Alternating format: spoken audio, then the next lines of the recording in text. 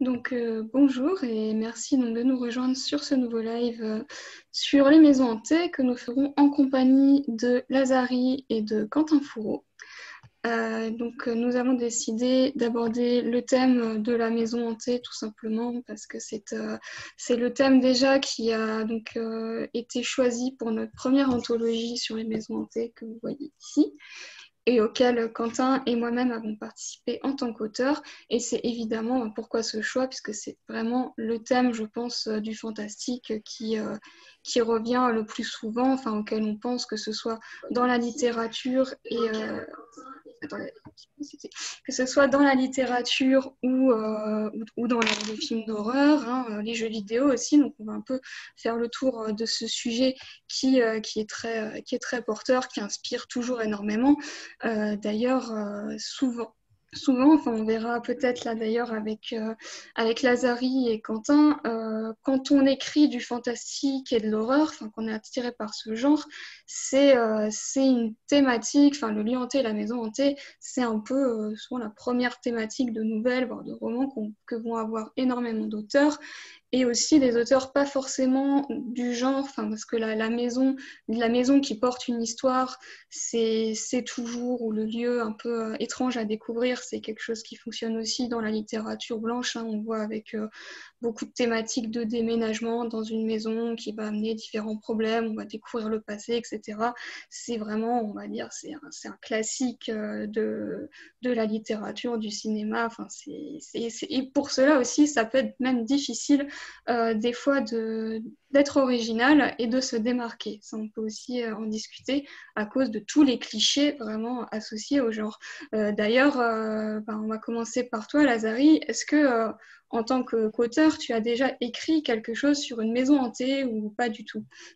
Alors, sur la maison hantée en tant que telle, j'ai écrit quelque chose qui s'y apparentait, mais ça a été en dehors de la baleine, enfin du chant de la baleine. Non, c'est un thème que j'adore et j'ai plusieurs idées, mais je les ai jamais écrites. Donc voilà.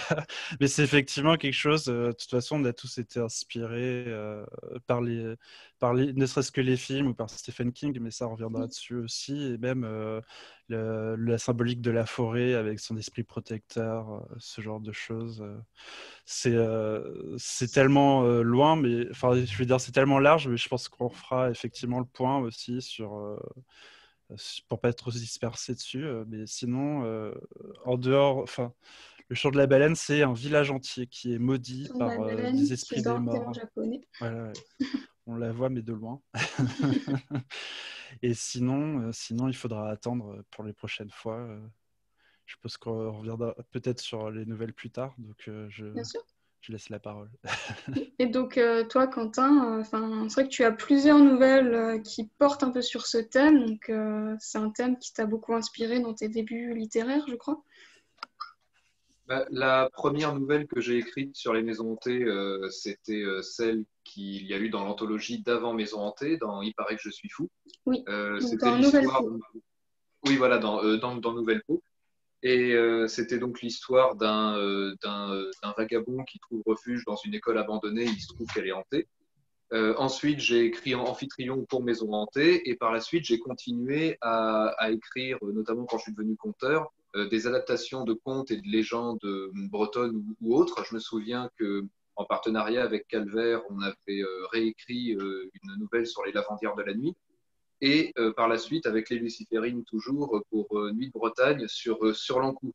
Et là, je réalise un truc en y pensant, c'est que j'ai beaucoup écrit dessus, mais que je m'en rendais pas compte. Et ça fait écho à ce que tu disais, c'est que c'est souvent la première chose qui nous vient à l'idée. Mais quand je faisais le point tout à l'heure en préparant le live, j'ai réalisé que j'ai vu beaucoup de films de maisons hantées, mais qu'en fait, je ne les ai pas tous retenus. Il y en a que très peu qui m'ont marqué en tant que film de maison hantée. Les autres m'ont marqué pour d'autres raisons, pour d'autres scènes, d'autres créatures, mais vraiment pour la hantise, pour le fait que ce soit des fantômes et que ce soit des spectres qui reviennent et qui hantent, il y en a très peu. Donc j'ai été dans cette esthétique-là, pas malgré moi, mais sans vraiment me préoccuper du fait que j'écrivais de la maison hantée, à part pour Amphitryon et pour Maison hantée en 2015. Ouais. Parce que là, c'était le thème que tu demandais. Oui, voilà, tout à fait. Là-dessus, c'est un peu pareil que toi, dans le sens où je dirais que j'ai écrit deux maisons qui tournent un peu, enfin deux maisons, deux nouvelles qui tournent autour d'une maison, mais sans vraiment démons hantés, choses comme ça. Donc sur le moment, on n'y pense pas forcément. Mais c'est vrai que dans la première nouvelle que j'avais écrite, donc c'est une nouvelle qui était parue dans une anthologie de Malpertuis, c'était plutôt autour de la fascination de l'habitant d'un château. Donc là, on était dans un château et d'objets de décor de la maison.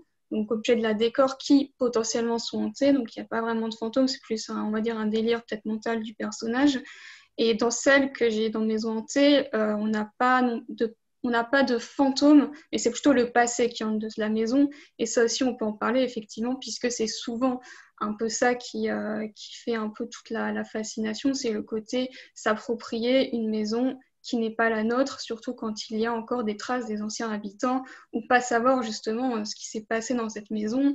Enfin, c'est toujours un peu c'est le côté de la découverte, le côté de sortir. À chaque fois, les personnages ils vont sortir un peu de leur zone de confort, hein, que ce soit même aussi, on voit souvent la maison qui est entourée d'une forêt, etc. Donc c'est vraiment un espace sauvage à conquérir ou pas.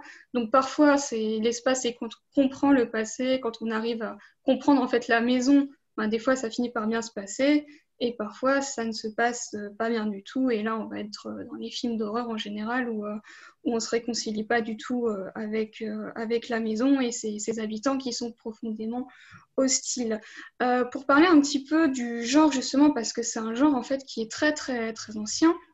Euh, En littérature, je peux citer un peu les premiers motifs du genre, c'est quand même dans le roman gothique et surtout dans le roman, donc souvent on cite le château d'Ortrante d'Horace Walpole qui est donc paru en 1764 et qui est réputé pour être le premier du roman gothique du genre et qui va vraiment poser en fait les bases classiques de la maison, enfin là plutôt du château hanté.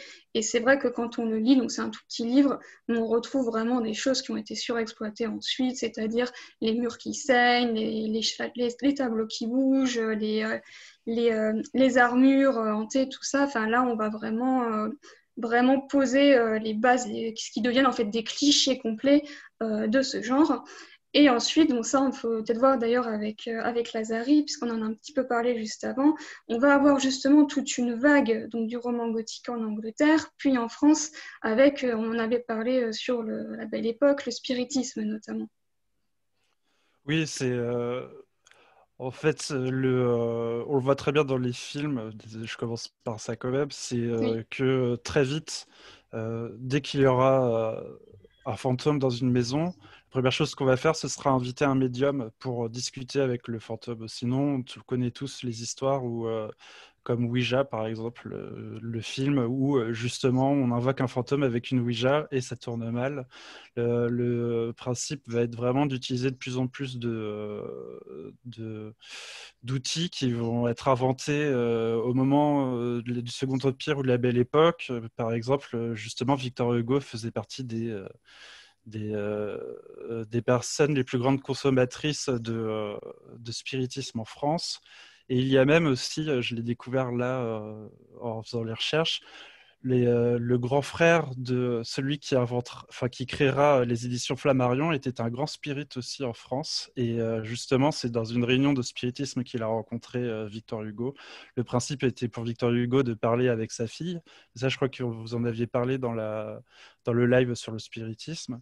Et tout simplement, à partir de là, avec les photos aussi, les photos de spirit qui permettent de montrer les âmes des morts, ou que ce soit un souvenir ou pas, va se développer tout un marché en fait à partir de cette époque sur parler avec ses morts. Bah, on connaît tous la médium avec sa boule de cristal ou avec le tarot ou ce genre de choses, mais il y a effectivement eu beaucoup de cercles de spirites qui se sont développés un peu partout. Je reste un peu Pardon, je reste un petit peu vague parce que comme ça vous oblige à revoir le live sur le spiritisme. Mais en fait, c'était amusant de voir d'ailleurs, je regardais au niveau de la sociologie, c'est vraiment à partir de ce Second Empire et le début de la déchristianisation en France que ça a commencé à se développer. Et certaines personnes considèrent même que le Horla, par exemple, serait vraiment une histoire adaptée de la maison hantée. Je suis assez d'accord parce que pour l'avoir lu récemment, elle est encore assez vive dans mon esprit. Et du coup, cette passion-là s'est jamais arrêtée. C'est l'une des superstitions les plus partagées dans le monde anglo-saxon, qu'on garde aussi en France, mais pas dans les mêmes proportions. Et on va développer de plus en plus d'outils pour pouvoir parler avec les fantômes ou pour pouvoir prouver qu'ils existent tout simplement. À partir de la photo, on va développer les choses que vous voyez dans tous les films, là, les détecteurs de Geiger ou des champs électromagnétiques, enregistrer un son et puis faire passer la bande en arrière. En fait, la technologie est devenue un petit...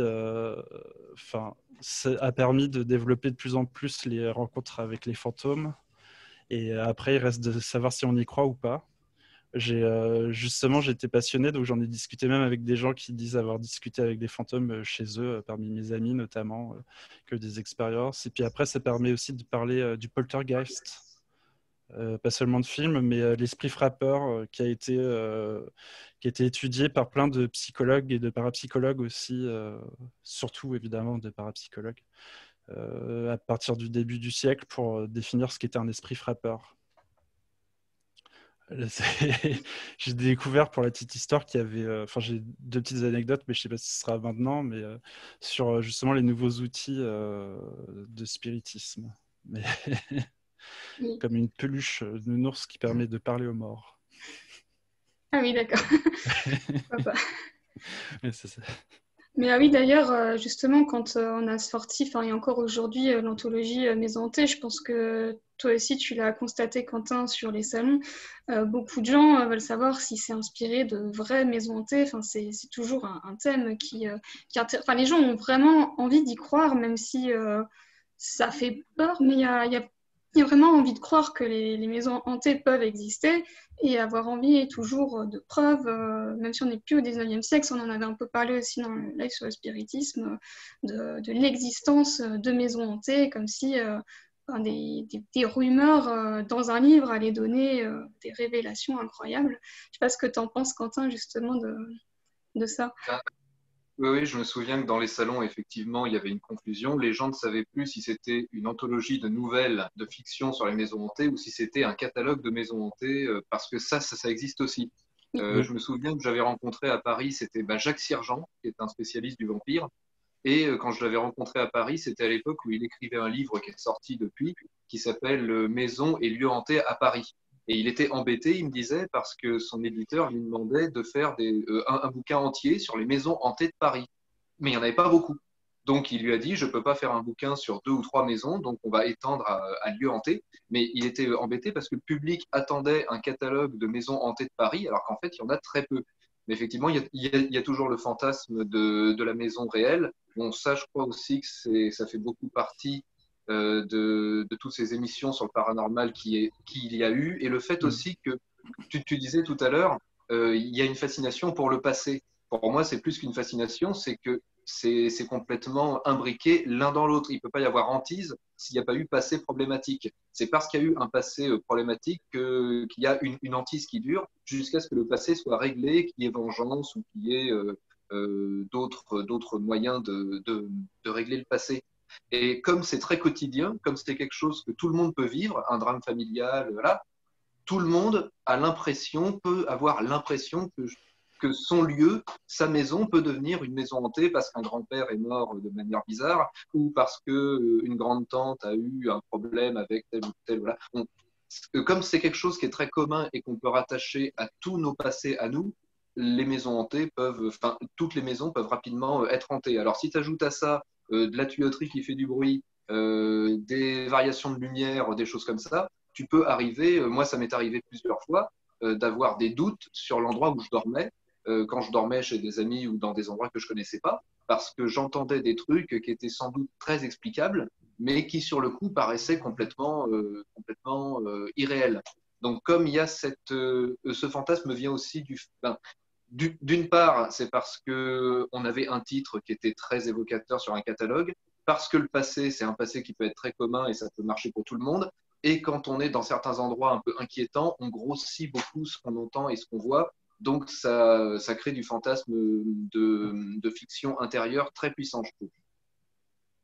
Tout à fait, je suis d'accord. C'est vrai qu'il y a beaucoup, d'ailleurs j'en parlais avant, dans les idées souvent que les gens ont pour écrire, pas forcément du fantastique. C'est vrai que dès qu'il y a des petits drames familiaux, etc., beaucoup de personnes se disent ah, c'est intéressant, c'est fascinant, vont se fasciner, vont vouloir en parler, voire écrire un livre, sans se rendre compte qu'en fait, beaucoup de gens vont écrire ce genre d'histoire en pensant que c'est exceptionnel, etc. Donc c'est vrai que c'est un sujet qui fascine assez unanimement. Et puis vite, avec les voisinages, etc., dès qu'il y a une famille un peu bizarre, il y a vite des rumeurs qui circulent. Et comme c'est bizarre et inhabituel pour les habitants, en tout cas de la région, on va se dire il y a forcément un phénomène paranormal qui peut expliquer ça, ou la violence qu'il y a eu dans cette maison doit forcément découler sur un événement un peu paranormal, etc. Donc c'est vrai que c'est quelque chose... voilà, qui attise beaucoup de curiosité. Une curiosité un peu malsaine, hein, finalement, puisque de vouloir... Il n'y a qu'à voir le prix auquel sont vendues les maisons où il y a eu un meurtre. Hein. Tu regardes le Ah prix. oui. Oui, bah justement, c'est. Désolé, that's my cue. Mais mais justement, effectivement, je sais plus comment ça se passe en France, mais je sais qu'aux États-Unis, ce genre de choses, ils sont obligés à cause de ça de dire s'il y a eu un meurtre ou une mort violente, même si elle est naturelle. Et à chaque fois, c'est toujours effectivement le début d'un film d'horreur. Et qu'est-ce que je voulais dire? Mais aussi, cette fascination morbide, on la retrouve de toute façon beaucoup dans les pays anglo-saxons. Je l'ai même vu justement parce que quand j'étais allé en Écosse, à Édimbourg, quasiment tous les lieux sont hantés. C'est pas pareil qu'à Paris. C'est tout le monde a son lieu, tout le monde a son fantôme. Et d'ailleurs, il y a des visites qui se font de nuit, qui se terminent dans un pub, lui aussi hanté d'ailleurs. Et du coup, en fait, tu trouves ça un peu partout en Angleterre, Écosse et Irlande. Même Irlande, justement, j'étais allé l'année dernière et l'attraction d'une des villes, c'était le fait qu'il y a eu un procès de sorcière qui s'était marqué partout dans l'église. C'est dans cette église qu'on a jugé la sorcière et qu'on a fait brûler la servante. Mais, et du coup, en fait, dans toute la ville, il y avait cette idée que l'esprit de la servante brûlée était toujours là. Et ça fait partie du tourisme de base qu'on peut retrouver d'ailleurs beaucoup, de plus en plus en France. Justement, il y a des groupes d'urbex qui commencent à se développer et à se filmer en train de passer les nuits dans des lieux dits hantés. Je pense que je ne me rappelle plus les noms, mais je suppose que vous avez tous vu passer ça, au moins un lien d'une personne pour regarder s'il y aurait un fantôme ou pas, est-ce que ça ferait peur ou pas. Parce que là, en plus, c'est réel, c'est des choses, c'est quelqu'un qui dort pour de vrai, est-ce qu'il y a des bruitages ou ce genre de choses. On a C'est, même une nouvelle dans Maison Hantée qui parle d'Urbex. Oui. Ah ouais. Ah oui, bah voilà, bah, j'ai une amie qui a fait plusieurs nouvelles de ce sujet-là aussi, donc c'est... J'espère en faire pour de vrai aussi. Je cherche des liens d'ailleurs au passage, des lieux. Je ne pratique pas du tout, je ne peux pas t'aider là-dessus.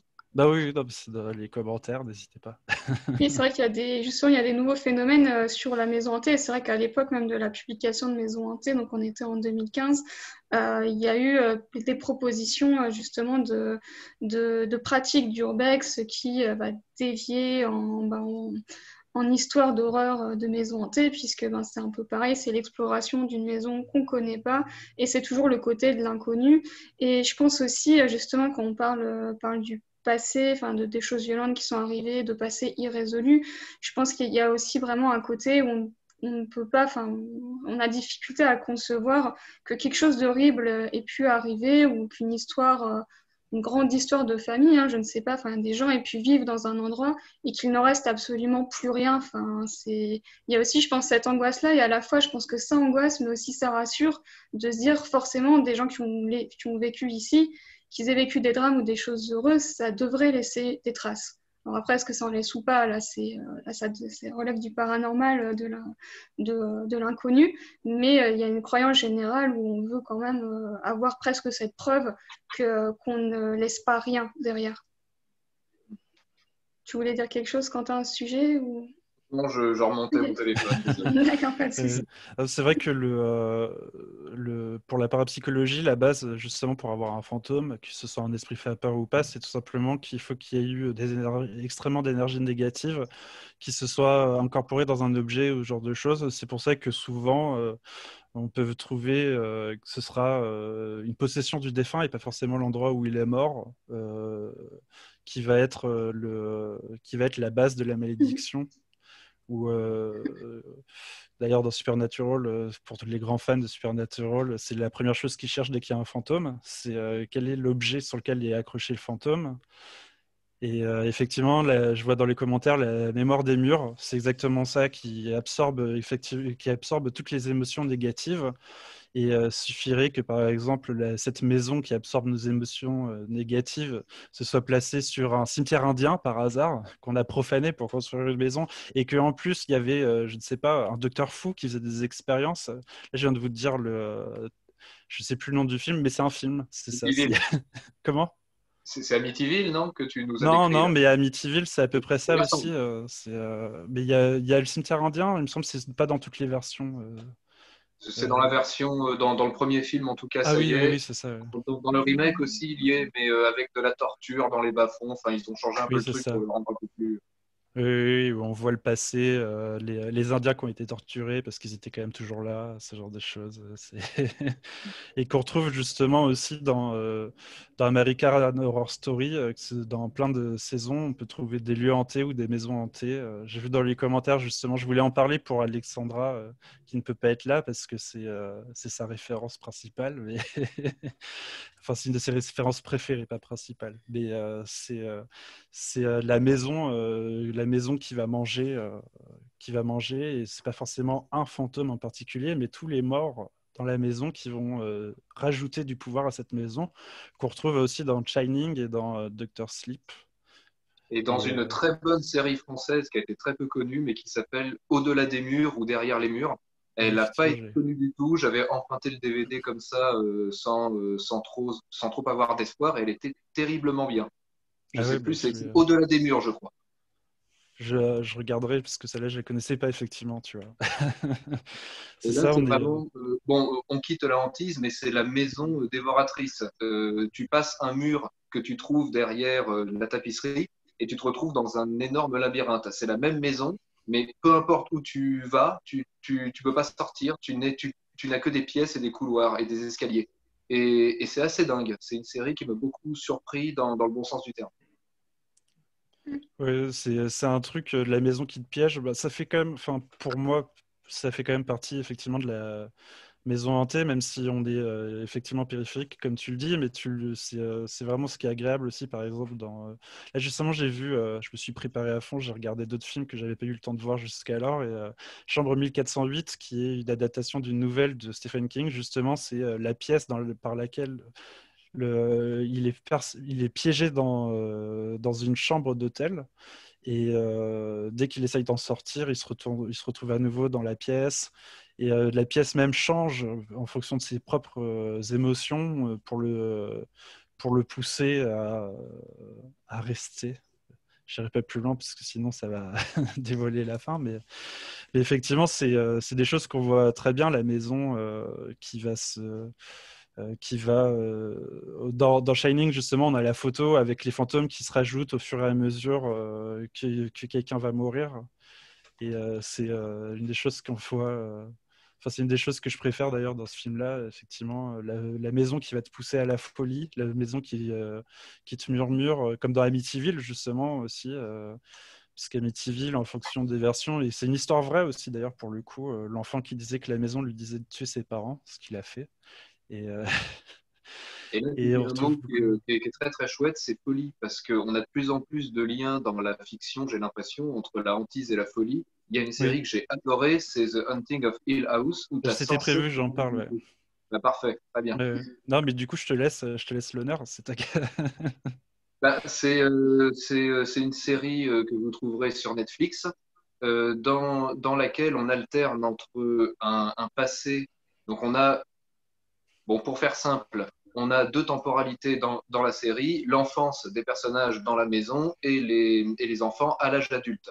Certains se sont sortis des traumatismes qu'ils ont vécus dans cette maison, d'autres pas, d'autres sont morts. Et on suit l'évolution de ce traumatisme pour chacun d'entre eux, en retournant dans le passé où ils étaient enfants dans la maison, avec en plus leur mère qui devient complètement folle. Et on ne sait pas si c'est de la hantise ou s'ils ont des problèmes psychologiques post-traumatiques ou s'il y a vraiment des choses qui continuent de les posséder petit à petit. Tout ce qu'on sait, c'est que la maison, c'est le dénominateur commun. Donc là, on revient dans le fait que la maison soit le personnage principal.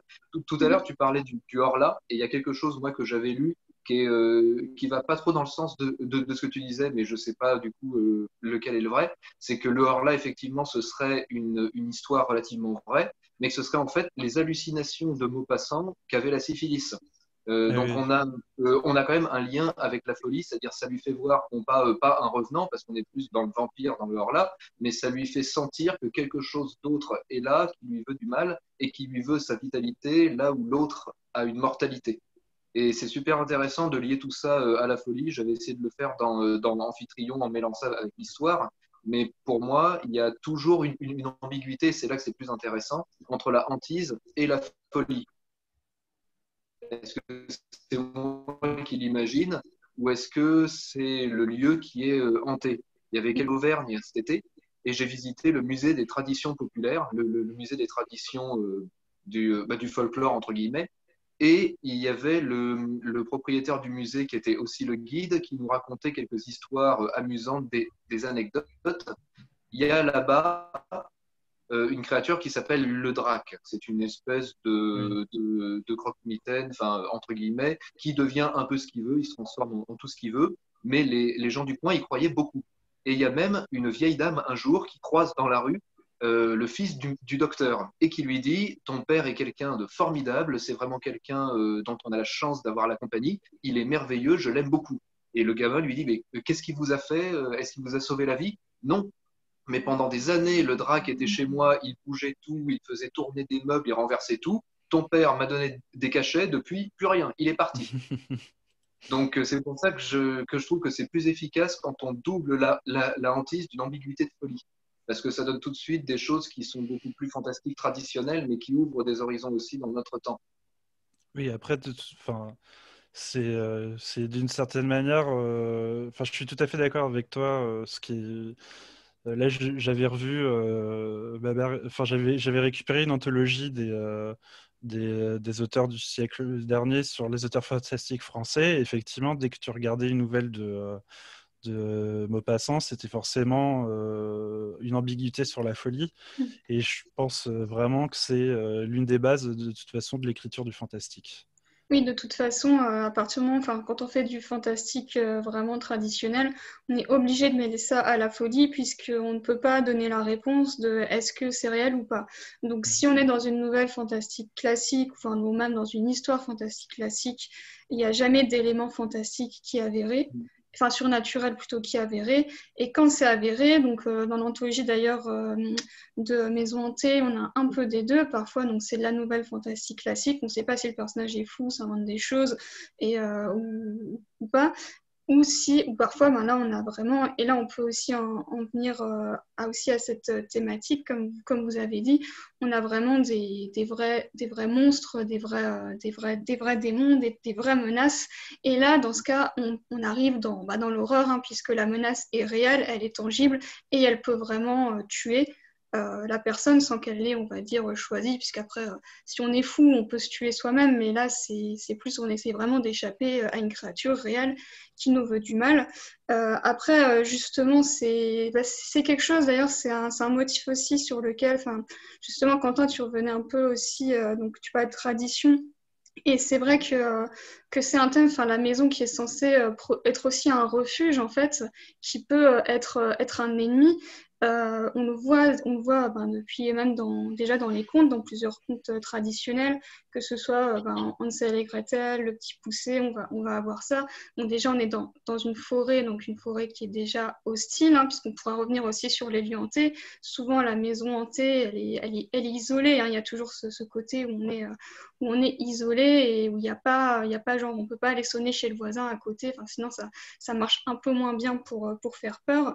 Et donc, souvent, dans le Petit Poucet, Hansel et Gretel, on a les enfants qui vont trouver une maison désespérément au milieu de nulle part, qui a l'air d'être accueillante, hein, et rien que le fait qu'elle soit accueillante, c'est déjà un piège, et qui vont tomber sur un monstre. Donc, dans les plus modernes, ça peut être aussi tomber sur un tueur en série qui est parfois pas forcément dans la maison, mais qui rôde autour. Donc, c'est la forêt qui est hantée, mais la maison qui offre pas vraiment la protection ou qui est un faux refuge.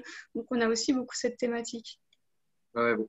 Pour finir sur la folie, c'est vrai que je parlais plus de l'horreur parce que dès qu'on est dans le 19e, il y a toujours l'ambiguïté. Mais moi, ce que je préfère, c'est quand c'est doublé de folie. Dans l'horreur, c'est quand on a l'impression que tout ce qui vient d'arriver depuis 1 heure et demie dans le film n'est peut-être pas vrai.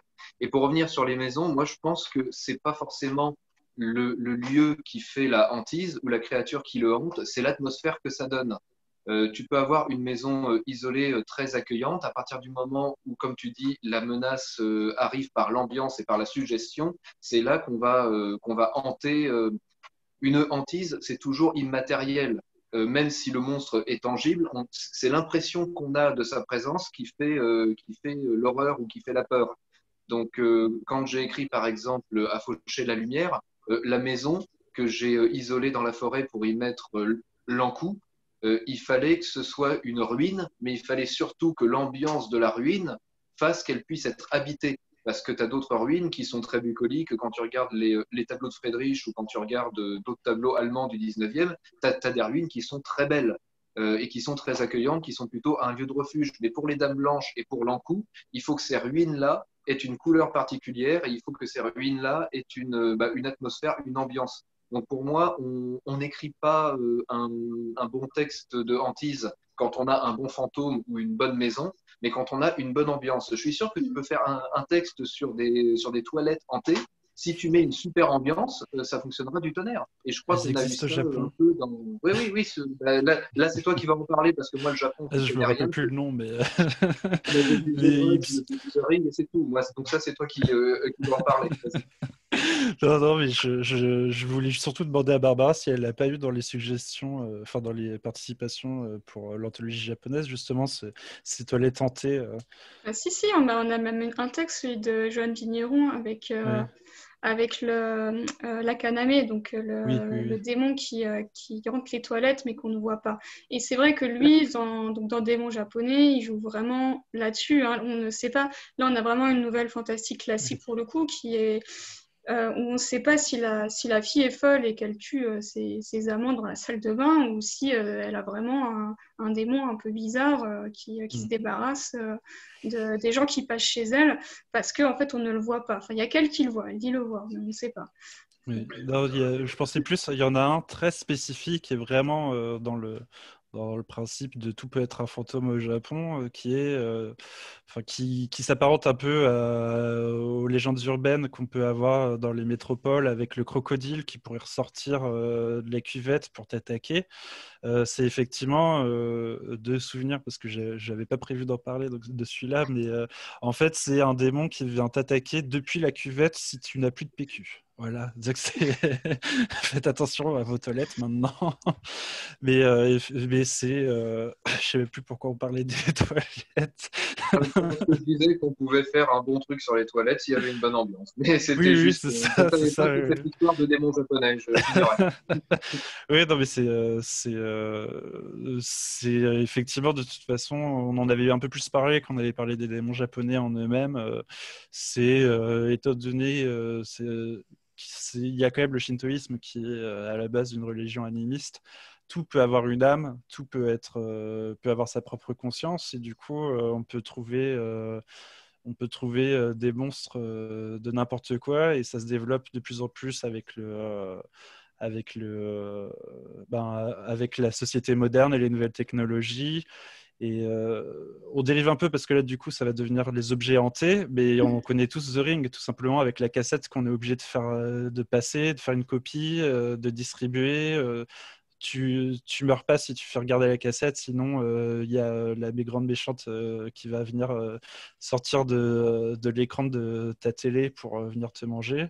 On a aussi The Grudge qui lui s'apparente à un démon japonais beaucoup plus connu et qu'on retrouve d'ailleurs dans l'anthologie Yokai avec qui s'accroche au plafond, Oui. qui habite bien dans une maison et qui reste avec ses cheveux qui peuvent bouger. Donc dans The Grudge, c'est typiquement le démon japonais qu'on peut retrouver un peu partout au Japon. Dans les dojos hantés, pareil, eux aussi, ils ont leur maison. Plus la maison a vécu et plus il y a de chances qu'il y ait l'âme des ancêtres aussi. Et les nouveaux propriétaires ont des gros problèmes. D'ailleurs, The Grudge a a une série sur Netflix. La saison 1 est sortie il y a 1 ou 2 mois. Et pareil, ça devient la maison tueuse, la maison dévoreuse, comme on peut le voir dans la saison 1 d'American Horror Story, où dès qu'il y a un mort, il va s'ajouter à tous ceux qui vont venir, à tous les fantômes qui vont venir tourmenter les nouveaux propriétaires de la maison. Mais il y a aussi, ça peut être encore plus immatériel, avec un film Dark Waters, qui est un film japonais lui aussi, où c'est la citerne en haut du toit qui est possédée par un fantôme. Et tous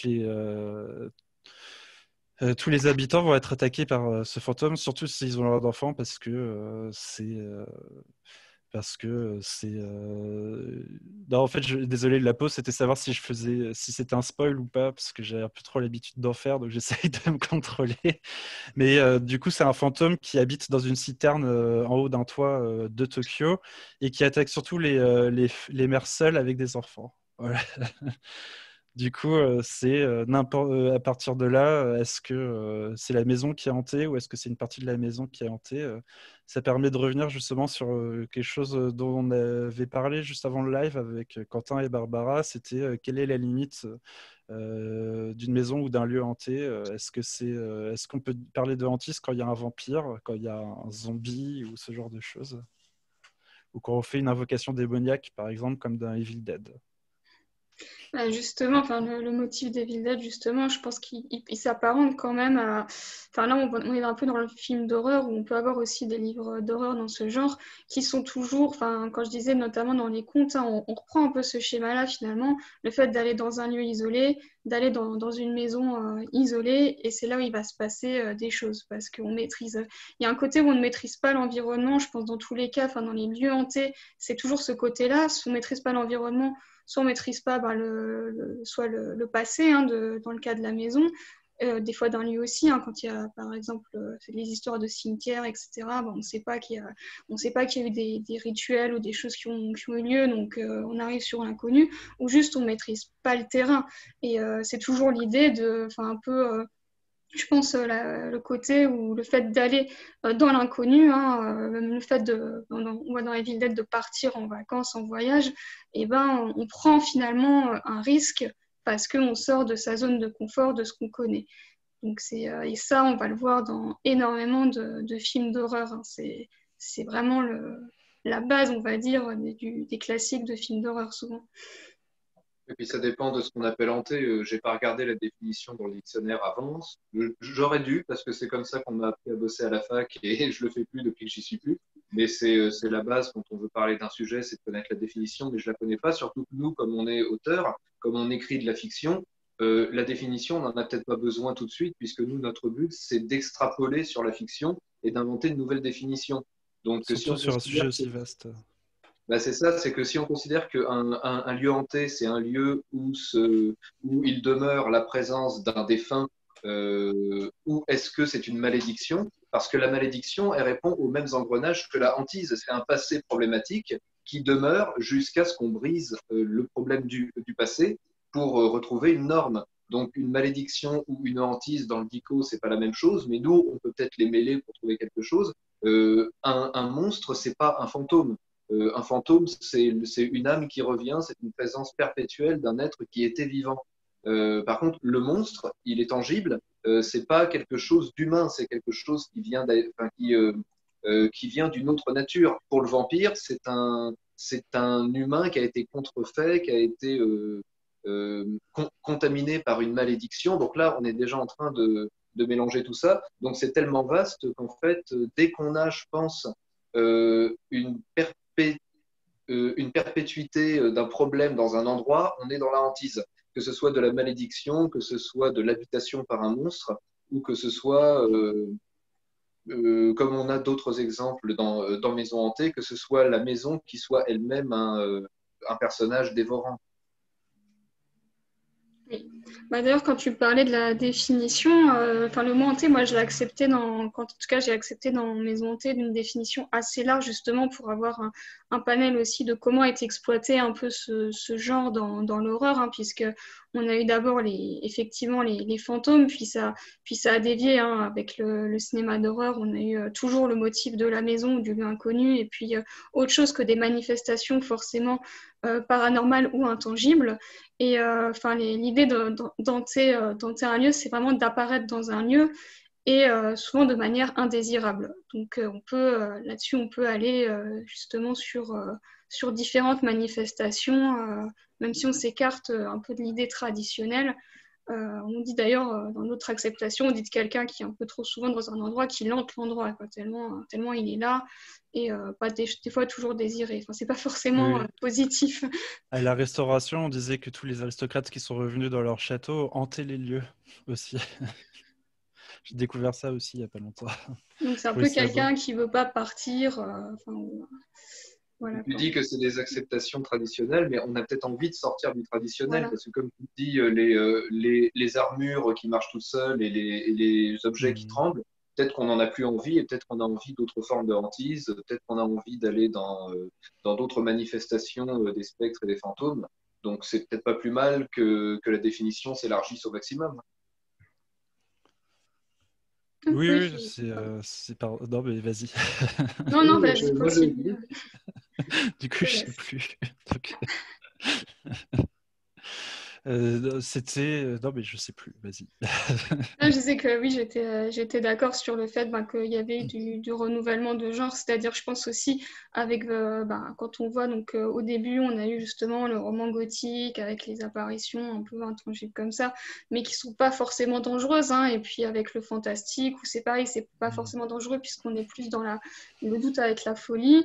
Et après, c'est vrai qu'au XXe siècle, surtout, je pense, avec aussi l'effet du cinéma, on a vu arriver l'idée que ici, la manifestation, elle était vraiment dangereuse et qu'elle pouvait tuer. Et là, on arrive dans quelque chose de plus spectaculaire, dans le genre notamment du slasher. Enfin voilà, donc moi, je pense que c'est un peu une évolution. Je pense que je pense que c'est une évolution du genre que j'accepte en tout cas.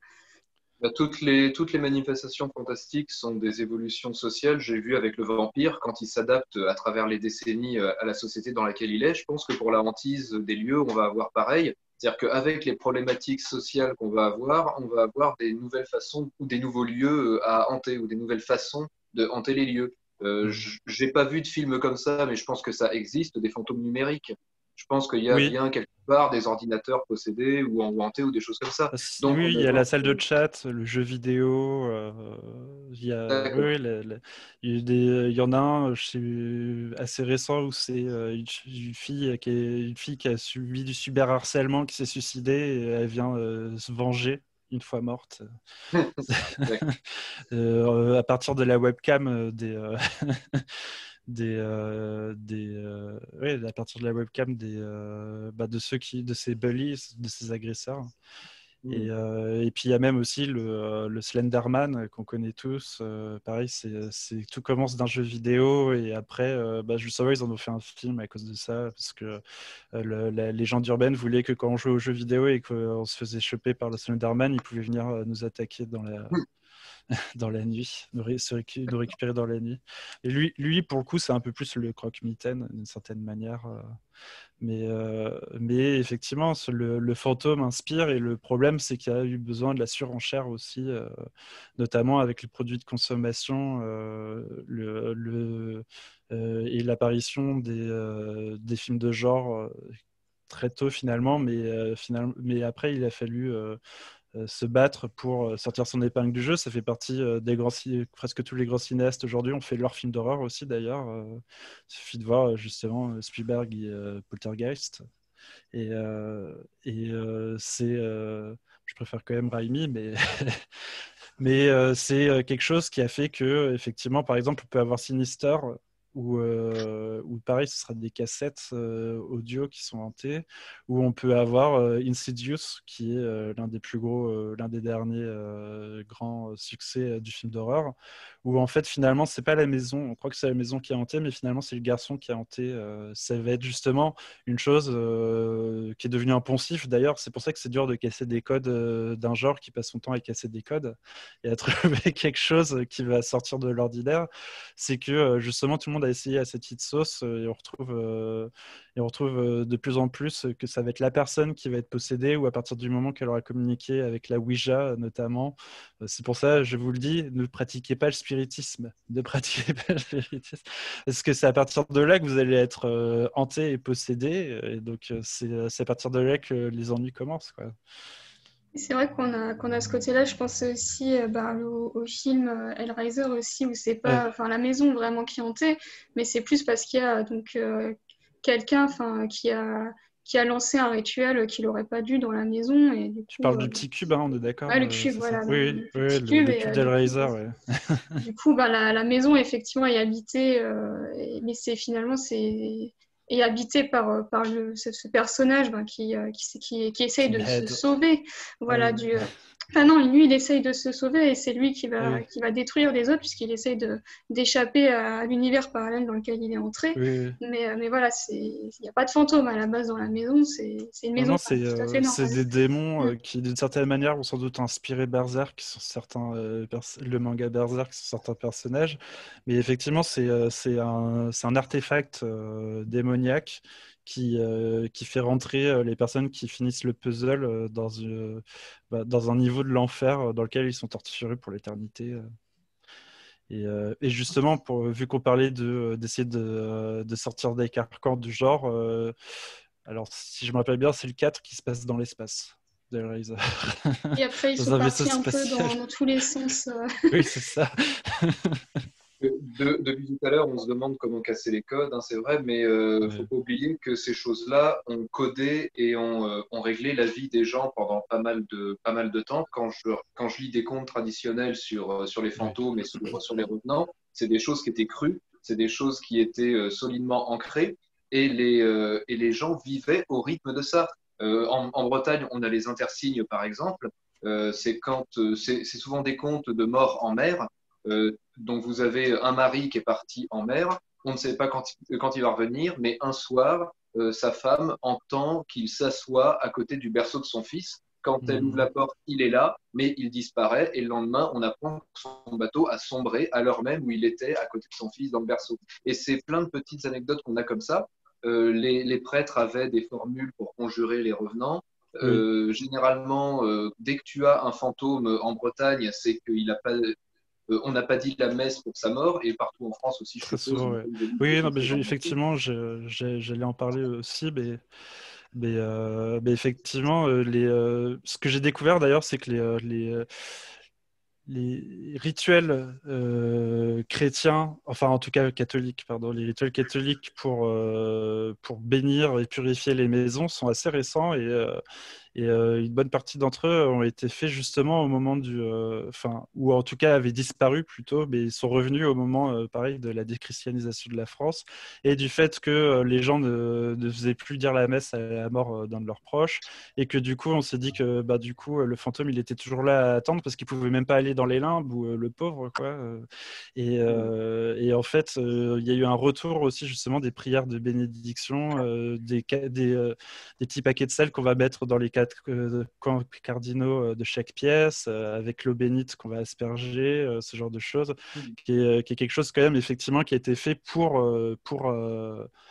en réponse aussi, entre guillemets, au fait que l'idée que la maison était hantée est en train de revenir à fond.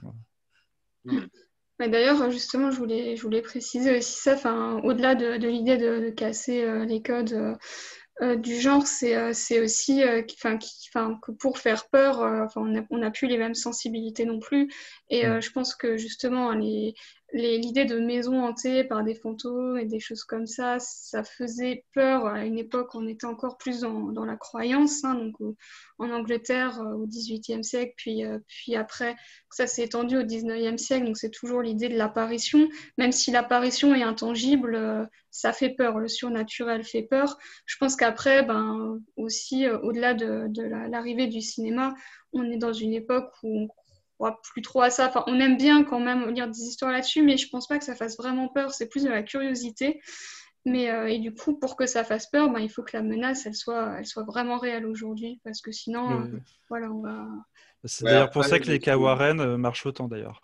La franchise des cas Warren, justement, c'est des, Warren, c'est d'accord. c'est des enquêteurs du paranormal qui existent vraiment et les rares qui ont été qui ont travaillé main dans la main avec des prêtres catholiques qui leur demandaient d'enquêter avant qu'ils viennent voir pour les exorcismes.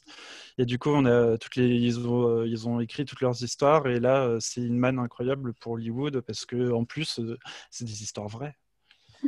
Et en plus, c'était des exorcistes qui n'étaient pas prêtres, mais qui ont eu une certaine, je dirais pas, qui ont été reconnus, mais qui ont eu une certaine célébrité même au sein de l'Église catholique. Donc c'est encore plus bankable. Et pour ce que tu disais, Barbara, pour la façon de faire peur aujourd'hui, euh, si je me prononce pour moi, la nouvelle façon de faire peur avec les fantômes, moi, elle me gonfle un peu parce que c'est beaucoup de sursauts. Oui. Je regrette le film d'ambiance, le film d'angoisse avec de l'intangible et avec de la suggestion. Il y a un film de fantôme qui m'a terrifié, qui me fait encore peur aujourd'hui, c'est Les Autres. Mais Je oui, ne vois jamais rien, mais ça me fait peur du début à la fin. Alors que mais c'est pour Inside Use, par exemple, j'ai sursauté. On ne peut pas dire que j'ai eu peur. Par contre, oui, j'ai sursauté tout le temps.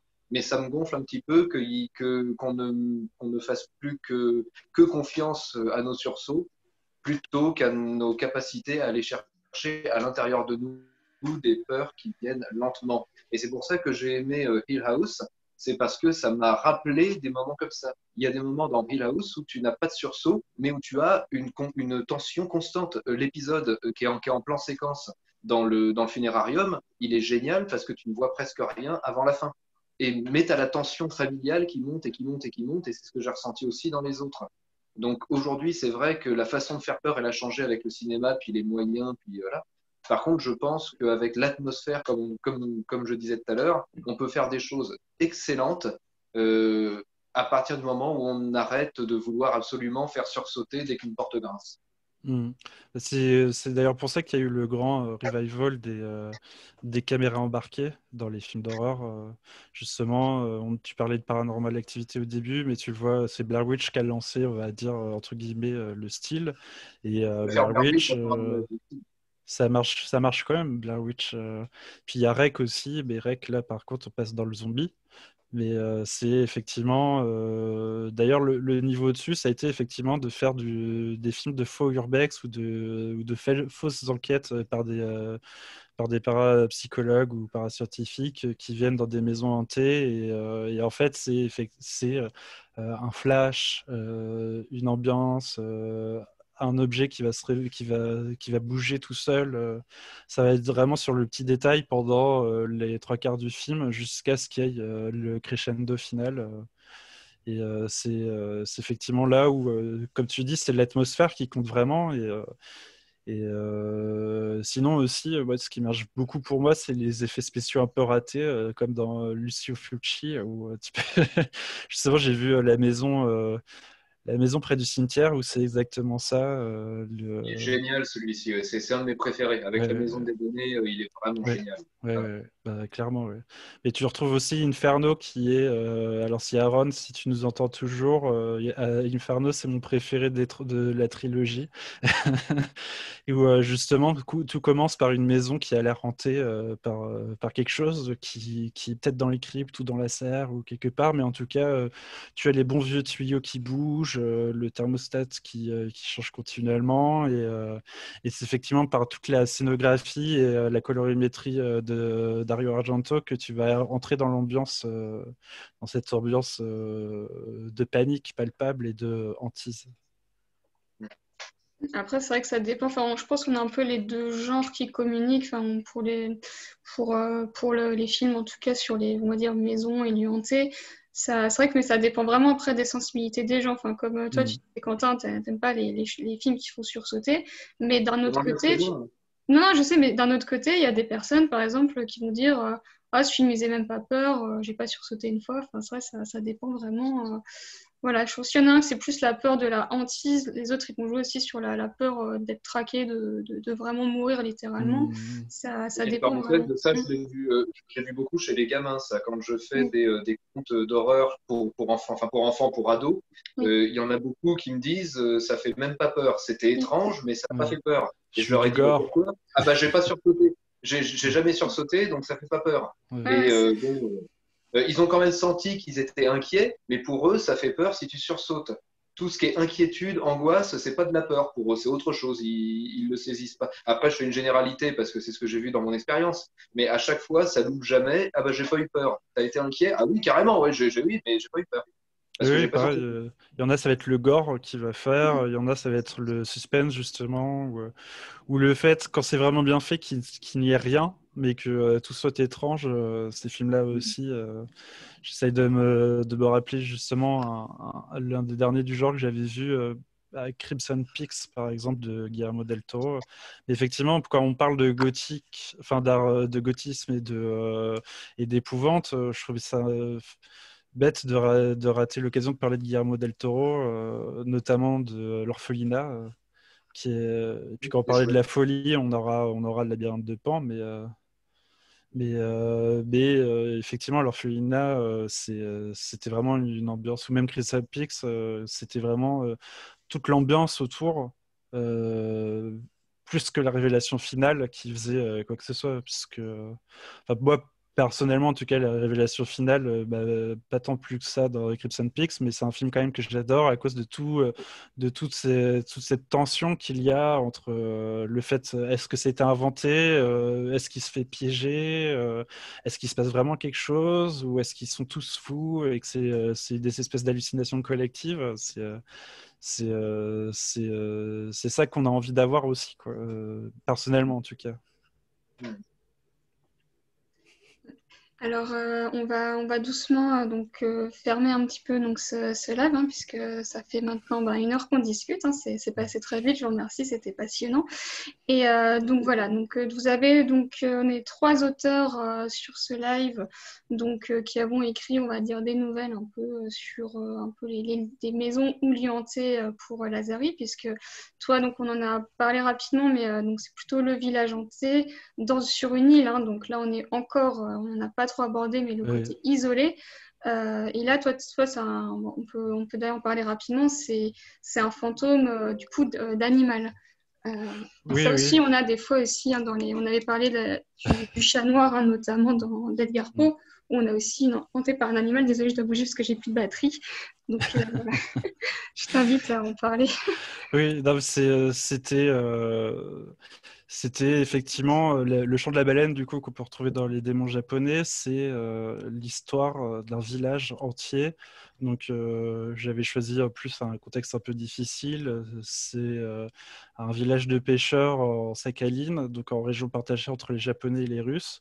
Et à la base, ce sont les Japonais qui sont maudits par une baleine qui sont tués.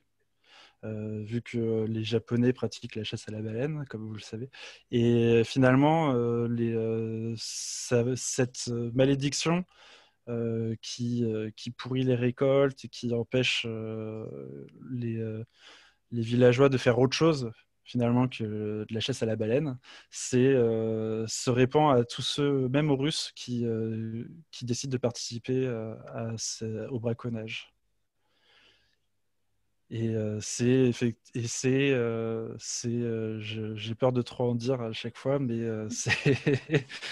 et c'était vraiment effectivement le principe que là on est plus dans la malédiction effectivement, donc dans un village entier complètement par une action commune à tous les villageois.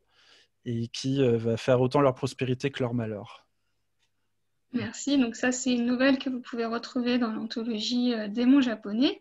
Donc Quentin, on a abordé un peu rapidement la nouvelle que tu avais écrite dans l'anthologie Nuit de Bretagne, qui est notre dernière publication actuellement disponible, qu'on a sortie donc, ce printemps.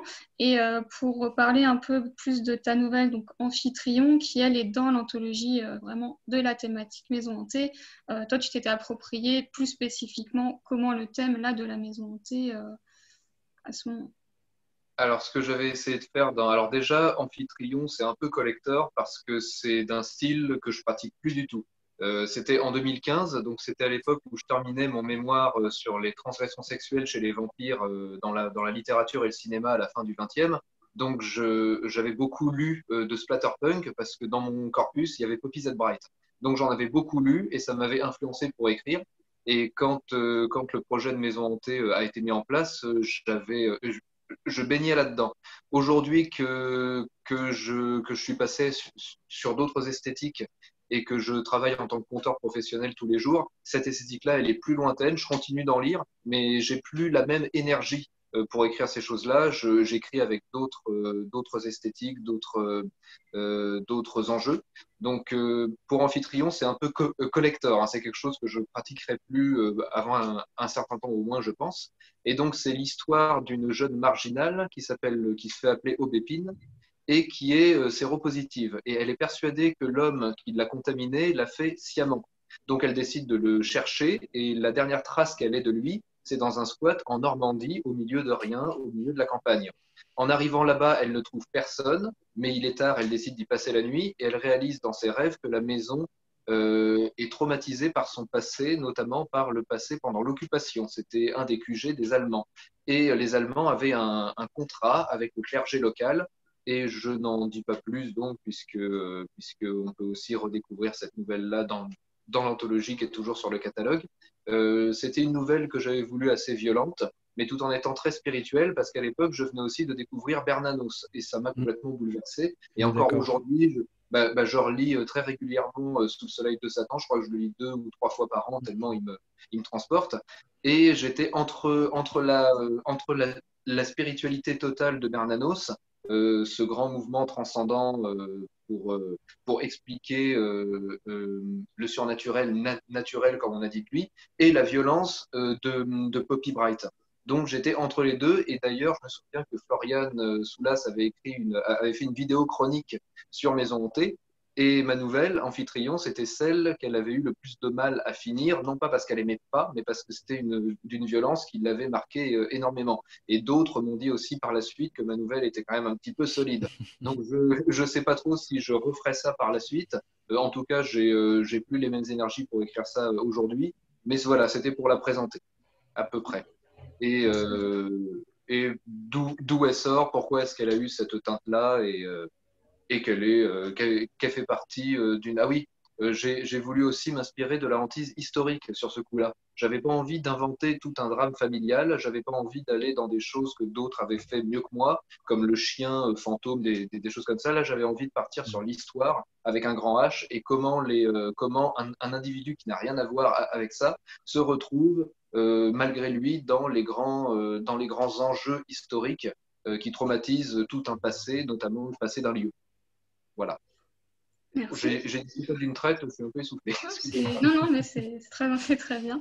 Et du coup, pour aborder, moi, donc, la nouvelle que j'ai publiée dans Maison Hantée, elle est dans la 3e édition, puisqu'actuellement, c'est une anthologie qui avait bien marché à sa publication et qui a été réclamée, donc elle a eu plusieurs éditions. Et j'avais décidé de mettre ce texte qui à la base n'avait pas été écrit spécifiquement pour l'anthologie Maison Hantée, mais qui s'y prêtait parce que on avait donc je voulais à ce moment-là écrire un texte plutôt sur un malaise, un mal-être dans une maison, mais paradoxalement dans une maison qui est à soi. Donc on n'a pas vraiment de fantastique dans ce texte-là, mais on a un enfant en fait qui est dans une maison, mais qui est dans une maison un peu tout seul, un peu laissé à lui-même, qui est dans une maison un peu un manoir, donc, qui a un héritage familial, mais qui ne connaît pas vraiment son histoire. Et du coup, tous ces objets-là autour de lui sont des objets qui ne lui appartiennent pas et qui sont comme morts, en fait, comme vides. Et sa souffrance, c'est de ne pas réussir à se réapproprier, à s'approprier l'histoire de ces objets, à comprendre pourquoi ils sont là et pourquoi ils devraient avoir de l'importance pour lui. Et du coup, finalement, c'est la maison, c'est cette impossibilité à s'approprier sa propre maison qui va le rendre méchant et qui finalement rend cet enfant presque le démon même de la maison. Donc c'est plus une rébellion, voilà, donc on n'est pas dans le fantôme, mais c'est un peu une manière de s'approprier encore une fois le genre différemment et dans un côté plus psychologique plus psychologique et aussi ouais, je saurais pas comment dire d'autre, donc on va rester là-dessus. Donc voilà, donc si vous voulez découvrir ces textes, n'hésitez pas à regarder sur notre site où ils sont disponibles en version papier, en version e-book. Et donc merci Lazari, merci Quentin. Et on se retrouve, ouais, de rien, et on se retrouve la semaine prochaine avec une autre thématique et puis d'autres auteurs. Donc on vous tient au courant très rapidement des prochains auteurs. Et puis bonne soirée. Bonne soirée. Ouais.